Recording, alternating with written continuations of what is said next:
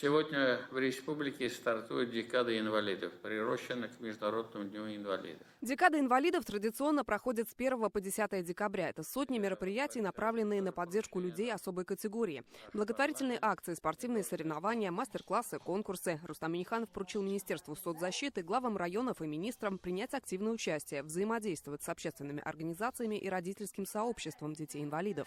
Задача органов власти всех уровней обеспечения социальной поддержки и медицинского обеспечения людей с ограниченными возможностями здоровья.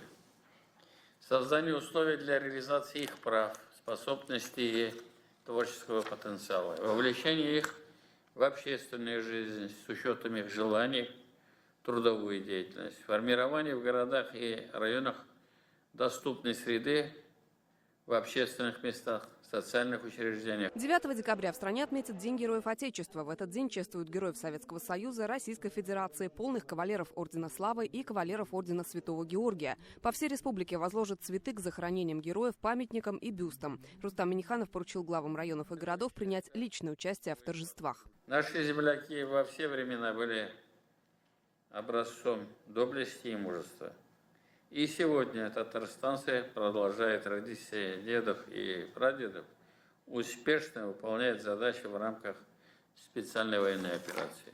Приближаются новогодние праздники. Республиканская елка состоится 25 декабря в Татнефть-арене. На 2 представления пригласят 17 тысяч детей. Это дети участников СВО и ребята, которые отличились в учебе, спорте, общественной деятельности. Раис отметил, самого пристального внимания требует обеспечения безопасности в новогодние дни. Самое главное – доставка и обеспечение безопасности детей.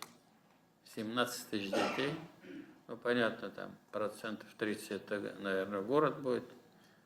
Тем не менее, огромное количество детей нам надо будет привезти, обращаясь к МВД, все, ГАИ, новый координатор. Также Рустам Минниханов поручил главам организовать новогоднее оформление населенных пунктов. Традиционно в преддверии Нового года будет объявлен конкурс на лучшее украшение центральных елок и самих городов и районов. Лина Знатульна, Марат Хусаинов, ТНВ, Казань.